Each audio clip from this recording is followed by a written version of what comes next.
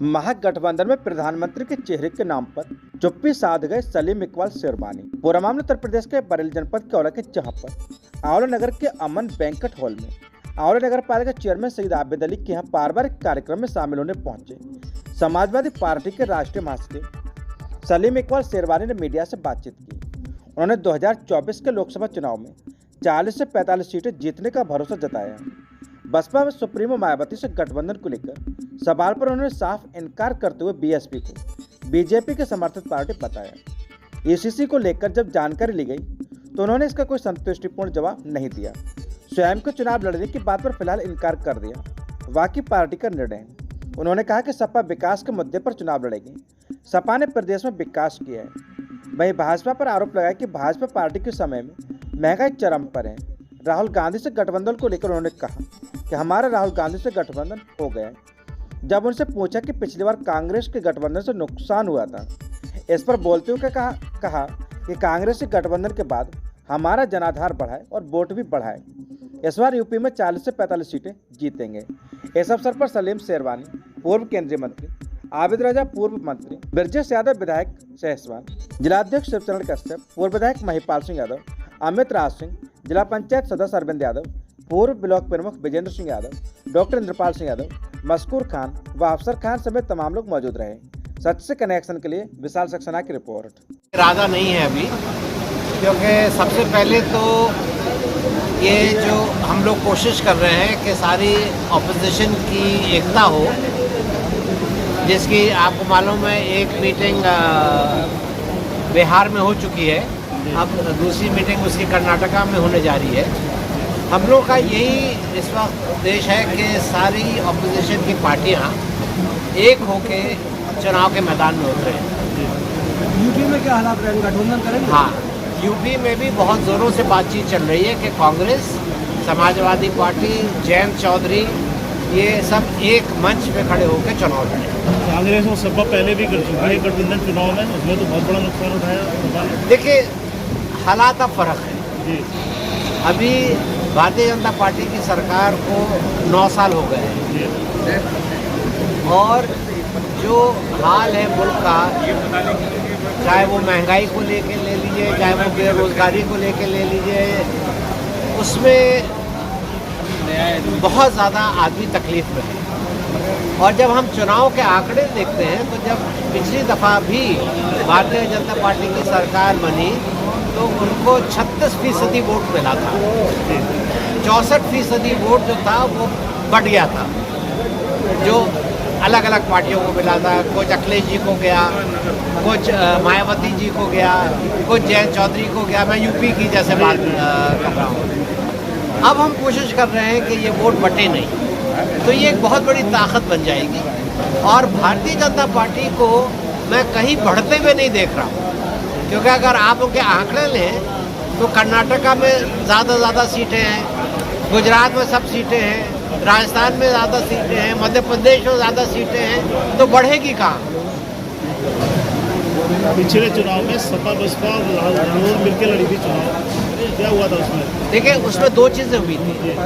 एक चीज़ तो ये हुई थी कि लोगों का विश्वास मोदी जी के ऊपर, एक ऐसी ज़बरदस्त हवा थी उस वक्त। और मैं ये नहीं कहता कि भारतीय जनता पार्टी की हवा थी, वो हवा मोदी जी के लिए थी कि मोदी जी का उसको लीड करेंगे, मोदी जी प्रधानमंत्री बनेंगे। और उस वक्त ये जितने चीज़ें थी वो फेल हो गई।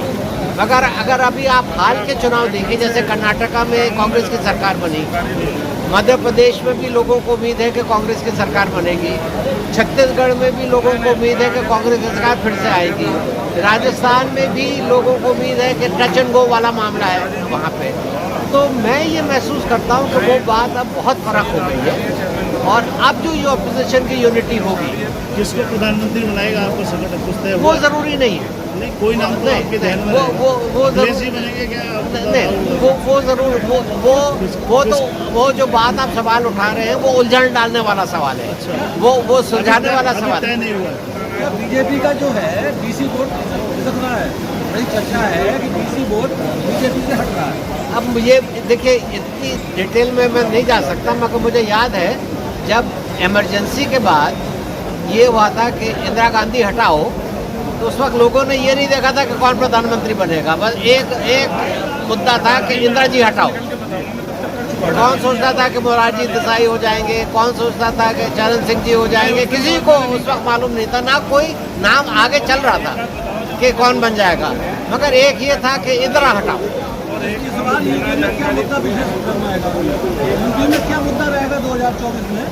देखिए, यूपी में हर चीज़ में गिरावट है, चाहे वो कानून व्यवस्था हो, चाहे वो महंगाई हो, चाहे वो डेवलपमेंट की बातें हो, हर जगह रुकावट है। तो हम मुद्दे जो बनाएंगे, हम जज्बाती मुद्दे नहीं बनाएंगे, हम मुद्दे बनाएंगे कि लोगों के काम के, अस्पतालों के, सड़कों के, इन चीज़ों को बनाएंगे। और देखिए, उत्तर प्रदेश में कोई 22% मुसलमान वोट है उत्तर प्रदेश में, हाँ?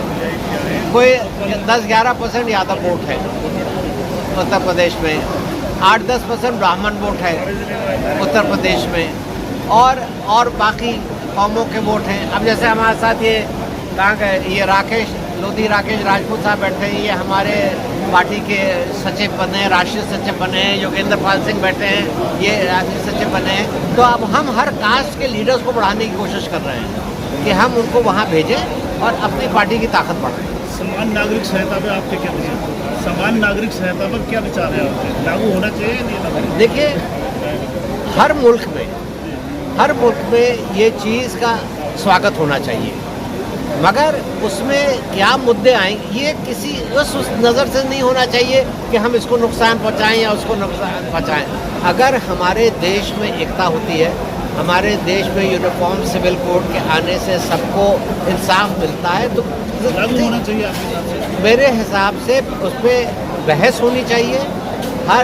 अभी तो इतना ऑपोजिशन है, उसको बताओ, ये मुसलमानों का ऑपोजिशन नहीं है, ट्राइबल्स का ऑपोजिशन है, हिंदुओं में ऑपोजिशन है। तो आप पहले सामने लाइए, ये एक ऐसी चीज़ है कि इसमें एक कमेटी बननी चाहिए कि सबकी लोगों के विचार लेके और फिर इसको आगे बढ़ाना चाहिए। हर जगह यूनिफॉर्म सिविल कोड है, अमेरिका में है, इंग्लैंड में है, हर जगह है, मगर उसमें लोगों की राय लेके उसको आगे बढ़ना चाहिए। जैसा चुनाव का है, आंवला से कोई बन रहा है? देखिए, ये तो पार्टी के फैसले होते हैं कि कहाँ से चुनाव लड़े। मैंने ना अभी इस पर जोर दिया है, ना मैंने कहीं से टिकट मांगा है। लेकिन लड़ना है ये भी ज़रूरी नहीं है कि लड़ना है, क्योंकि इस वक्त मेरा जो रोल है वो ये है कि पूरे उत्तर प्रदेश में जाओ और पार्टी को मजबूत बनाओ। यूपी के बाद लड़ना है। सर, जैसा कि अभी आपने कहा था कि यूसीसी को लेकर सबकी राय जाननी चाहिए, अगर हम बात करते हैं कि पसमानदा जो मुस्लिम समाज उसके राष्ट्रीय जो अध्यक्ष हैं, उन्होंने कहा है कि यूसीसी पर हमारी राय है, उसको लागू होना चाहिए, तो आप क्या कहना चाहेंगे इस चीज़ को लेकर? यही तो मैं कह रहा हूँ कि एक आदमी कहते मेरी राय लागू होनी चाहिए, दूसरा आदमी कहते मेरी राय लागू होनी चाहिए। सबकी राय लो और ऐसा यूनिफॉर्म सिविल कोड बनाओ जो सबको सूट करे। आपका गठबंधन बसपा से रहेगा क्या? बड़ा मुश्किल है। पिछली बार तो आपने रखा था। बड़ा मुश्किल है, क्योंकि बसपा जो है वो बिल्कुल भारतीय जनता पार्टी के हाथों में खेल रही है। तो आपको क्या लगता है इस बार आपका क्या मतलब कि यूपी में आपका जो है आपका एक रोल रहेगा, किस तरीके से आप यूपी में एक सक्रिय भूमिका निभा पाएंगे पार्टी के रूप में? जी, मेरा तो मकसद ये है कि हर जगह जाओ, पार्टी के कैंडिडेटों को सपोर्ट करो, लोगों को समझाओ, और अगर कांग्रेस पार्टी, समाजवादी पार्टी, जयंत चौधरी, हम सबका गठबंधन होता है, तो आप ये देख लीजिए, मेरी नज़रों में कम से कम 40-45 सीटों का नुकसान भारतीय जनता पार्टी को होगा।